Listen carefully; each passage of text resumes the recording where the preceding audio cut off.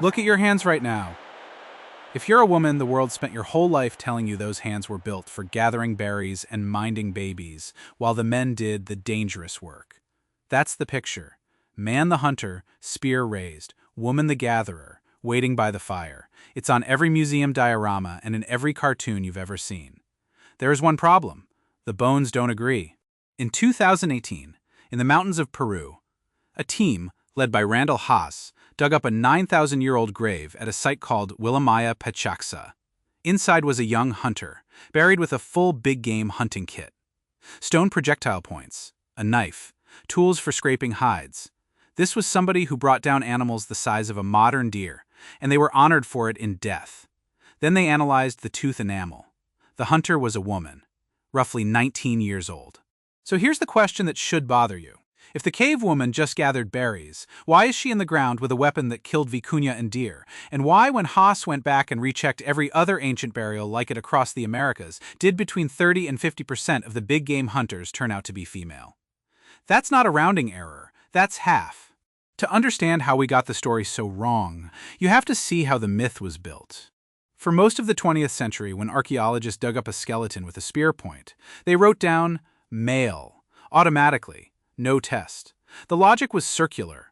Hunters are men, this person hunted, therefore this person is a man.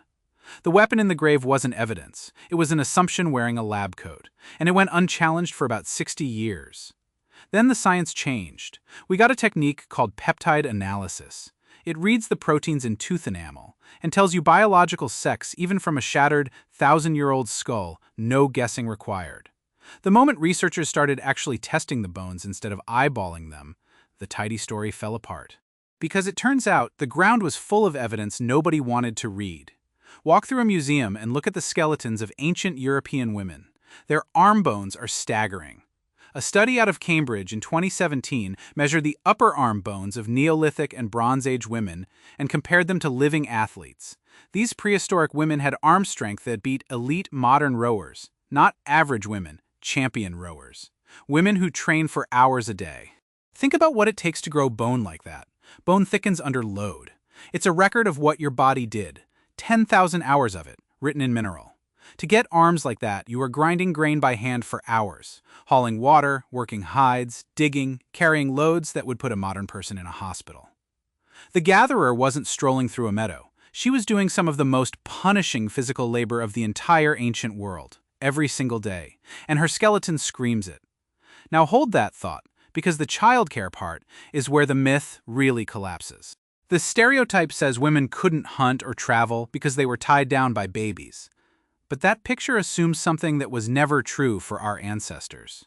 It assumes one mother, alone, with her own kids, the way a modern nuclear household works. Prehistoric humans did not live like that. Anthropologists have a word for what they did instead. Alloparenting. It means the baby is raised by a whole web of people, grandmothers, aunts, older siblings, other women in the band, sometimes the men. Watch a modern hunter-gatherer group, like the Ife of Central Africa, and you'll see an infant get passed between more than a dozen caregivers in its first days of life. The mother is not chained to the child. She can hand the baby to her sister and walk out to hunt small game, or dig tubers all afternoon, or trek to the next camp. Childcare wasn't a wall that kept women in place. It was a shared job that freed women to move. And move they did. When we track ancient DNA, we find a strange, consistent pattern. In group after group, it's the women who left home. The men tended to stay in the territory they were born in, and the women married out and traveled to new bands, sometimes 100 miles away, carrying tools and skills and language between groups. The great mixing of the human population, the way ideas and genes spread across continents, was very often carried on women's feet. So who was actually making the tools they carried? Look at the hands again.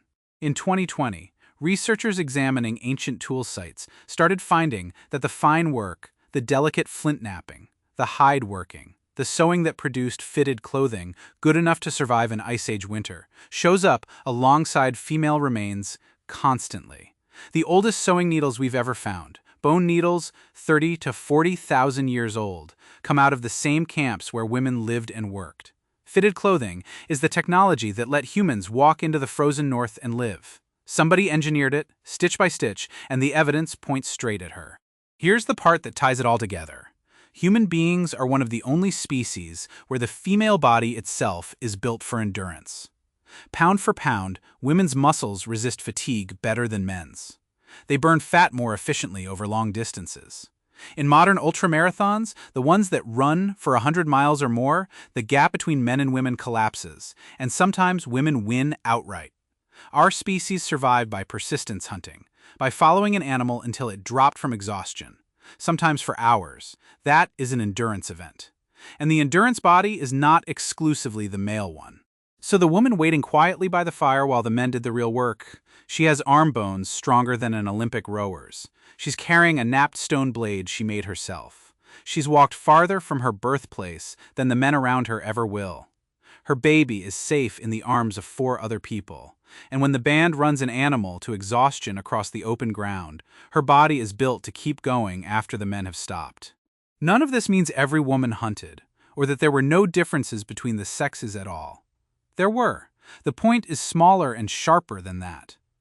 The neat line we drew, men out there doing the hard, brave, important things, and women back here doing the soft, safe, forgettable things, was never in the bones. We put it there. We looked at a 19-year-old girl buried with her hunting weapon, and we wrote down male, because the truth didn't match the story we already believed. So the next time you see that diorama, the man with the spear and the woman with the basket, ask the same question the peptide test asked: how do they know?